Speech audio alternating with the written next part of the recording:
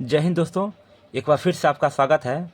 दोस्तों आज हम इस वीडियो में अभाज्य गुणनखंड विधि से एलसीएम और एचसीएफ निकालना सीखेंगे। इसलिए दोस्तों वीडियो को शुरू से लेकर अंत तक जरूर देखें। अगर आप इस वीडियो को देख लेते हैं तो आपको एलसीएम और एचसीएफ बहुत ही आसानी से बन जाएगा। तो चलिए दोस्तों बिना देर किए शुरू करते हैं। यहाँ देखिए दोस्तों, एक नंबर में है 18 और 30। इसका दोस्तों अभाज्य गुणनखंड विधि से एलसीएम निकालेंगे। ठीक है, यहाँ देखिए दोस्तों लिखा है अभाज्य गुणनखंड विधि से एलसीएम निकालें। तो सबसे पहले हम लोग दोस्तों एलसीएम निकालना सीखेंगे, उसके बाद एचसीएफ सीखेंगे।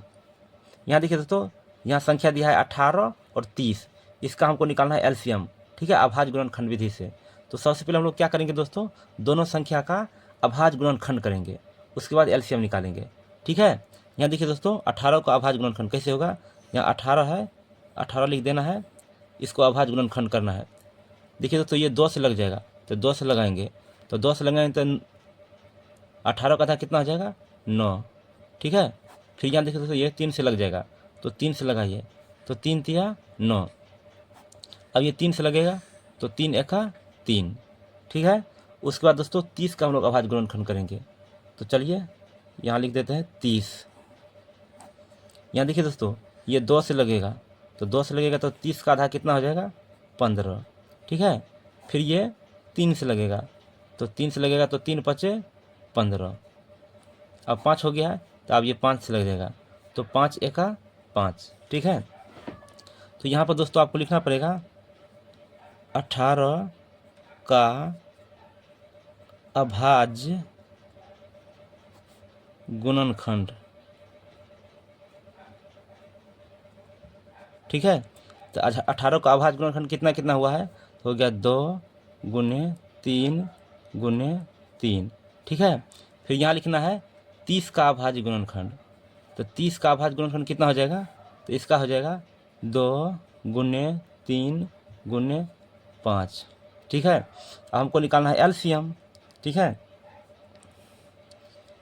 तो एलसीएम निकालना है दोस्तों, लिखेंगे एलसीएम। एलसीएम, तो एलसीएम दोस्तों यहाँ ध्यान रखना है, तो एलसीएम का मतलब होता है दोस्तों जो संख्या दोनों में कॉमन है उसको पहले लेंगे। ठीक है, और उसके बाद जो संख्या बच जाएगा उसको भी लेंगे। ध्यान से फिर से देखिए दोस्तों, जो संख्या दोनों में जो कॉमन है उसको पहले लिखेंगे। ठीक है, उसके बाद जो कॉमन लेने के बाद जो संख्या बच जाता है उसको भी लिया जाता है और सबका आपस में गुणा कर दिया जाता है। यहाँ देखिए दोस्तों, तो इसमें भी 2 है और इसमें भी 2 है। ठीक है, ये दोस्तों दोनों में कॉमन है। ठीक है, फिर यहाँ देखिए दोस्तों इसमें भी 3 है तो इसमें भी 3 है, ये दोनों संख्या क्या है, इसमें कॉमन है। तो क्या करेंगे, सबसे पहले कॉमन वाला संख्या को लेंगे। यहाँ 2 है तो 2 जोड़ा में से 1 जोड़ा आ जाएगा। ठीक है, तो आज हो जाएगा 2, फिर गुने, फिर 3 जोड़ा है डबल, तो 3 में से 1 3 आ जाएगा। ठीक है, उसके बाद यहाँ देखिए दोस्तों ये संख्या दोनों कॉमन था, लेकिन जो बच जाता है ना तो लघुत्तम में यानी कि एलसीएम में उसको भी लिया जाता है। तो 3 और 5 बच गया तो इसको भी लेंगे। ठीक है, यहाँ देखिए 3 और 5, और इस संख्या का हम लोग आपस में गुना कर देंगे, यही दोस्तों एलसीएम निकल जाएगा। तो चलिए गुना करते हैं। क्या करेंगे, 2 तिया 6, तो 6 के 18 और 18 पंचे 90। फिर से देखिए दोस्तों 2 को 3 से गुना करते हैं, 2 तिया 6, तो 6 को 3 से 6 के 18 और 18 के 5 से गुना करते हैं, 18 पंचे 90, तो हो जाएगा दोस्तों 90। यही दोस्तों आपका आंसर हो जाएगा। ठीक है, 18 और 30 का एलसीएम कितना होता है, तो 90 होता है। तो चलिए दोस्तों अब अगला देखते हैं।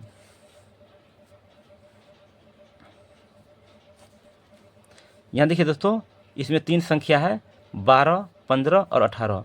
तीनों का एलसीएम निकालना हमको अभाज्य गुणनखंड विधि से। तो सबसे पहले क्या करेंगे दोस्तों, तीनों संख्या का हम अभाज्य गुणनखंड करेंगे।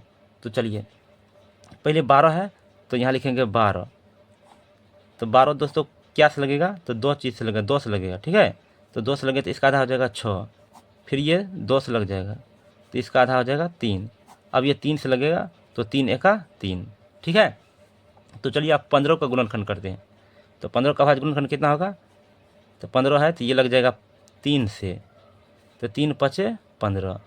फिर दोस्तों ये 5 से लग जाएगा, 5 से लगेगा तो 5 एका 5 है। उसके बाद है दोस्तों 18, तो 18 का गुणनखंड कीजिए। ये दोस्तों 2 से लगेगा तो इसका आधा हो जाएगा 9, फिर ये 3 से लगेगा तो 3 तिया 9, फिर ये 3 से लगेगा तो 3 एका 3। ठीक है, तो सबसे पहले यहाँ दोस्तों हमको लिखना पड़ेगा 12 का अभाज्य गुणनखंड।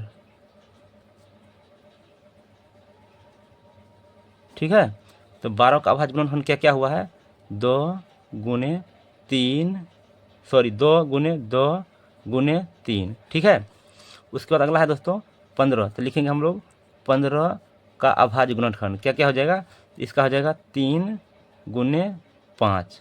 ठीक है, उसके बाद है 18, तो 18 का अभाज्य गुणनखंड क्या क्या हो जाएगा, तो इसका हो जाएगा 2 गुने 3 गुने, उसके बाद फिर क्या है 3।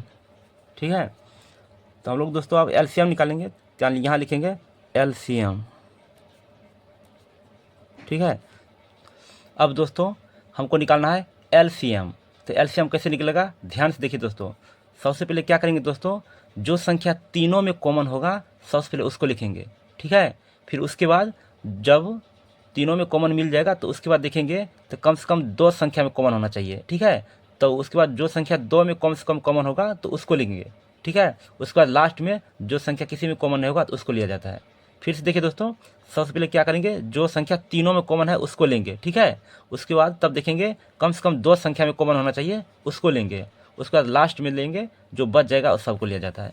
ठीक है, तो ध्यान से देखिए, 3 इसमें भी है, 3 इसमें भी है और 3 इसमें भी है। ठीक है, तो यहाँ देखिए दोस्तों, ये 3 हो जाएगा कॉमन।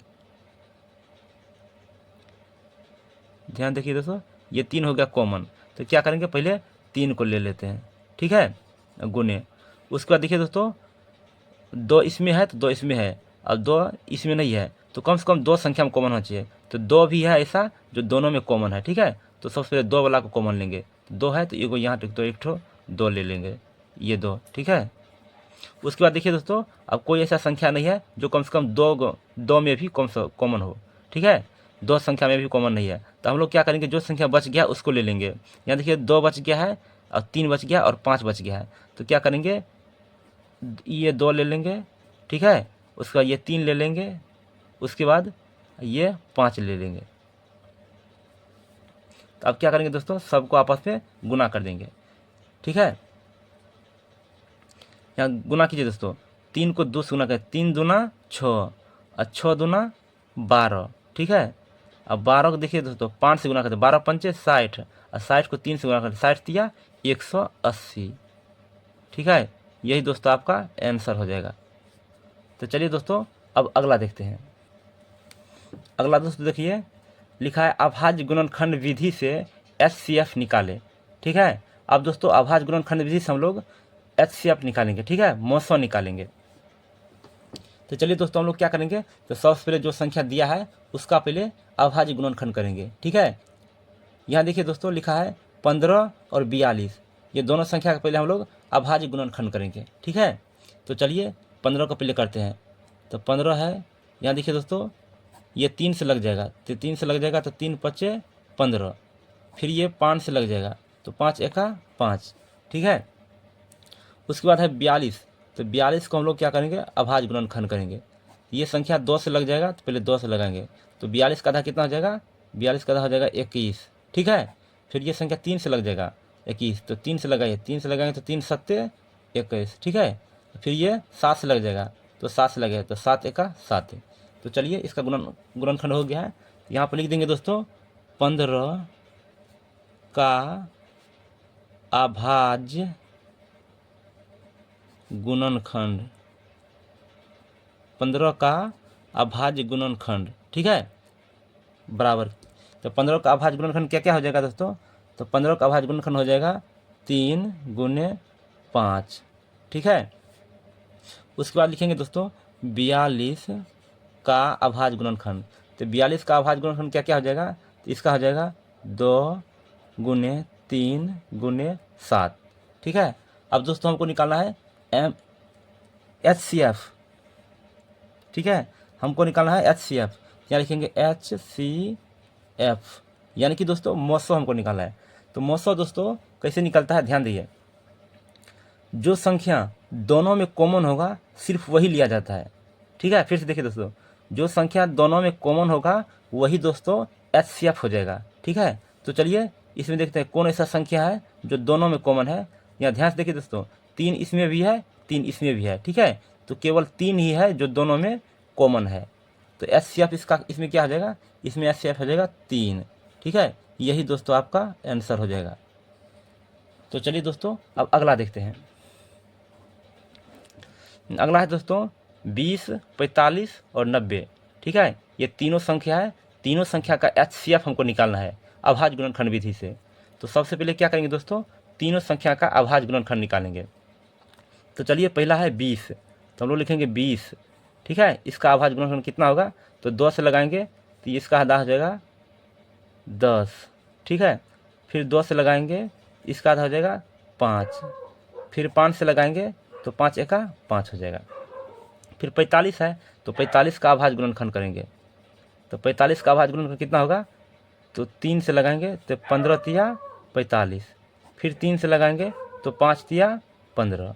फिर 5 से लगाएंगे तो 5 एका 5। ठीक है, अब फिर हम लोग क्या करेंगे, 90 है तो 90 का अभाज्य गुणनखंड करेंगे। तो 90 है तो यहाँ लिख देते हैं 90। तो इसका अभाज्य गुणनखंड देखिए दोस्तों, ये 2 से लगेगा तो 2 से लगाएंगे तो 2 से लगेंगे तो 45 का आधा, सॉरी 90 का आधा कितना होगा 45। ठीक है, 45 और 90। फिर देखिए दोस्तों, ये 3 से लग जाएगा तो 3 से लगाएंगे तो कितना हो जाएगा 15 तिया 45। ठीक है, फिर 3 से लग जाएगा तो 3 से लगाएंगे तो 5 तिया 15। फिर ये 5 से लग जाएगा तो 5 से लगाएंगे तो 5 एका 5 हो गया है।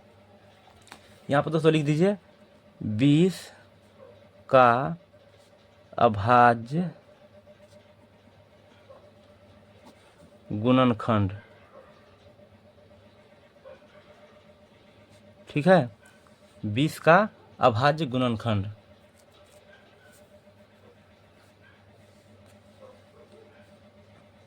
यहाँ दोस्तों यहाँ 15 का अभाज्य गुणनखंड था। ठीक है, अभाज्य गुणनखंड।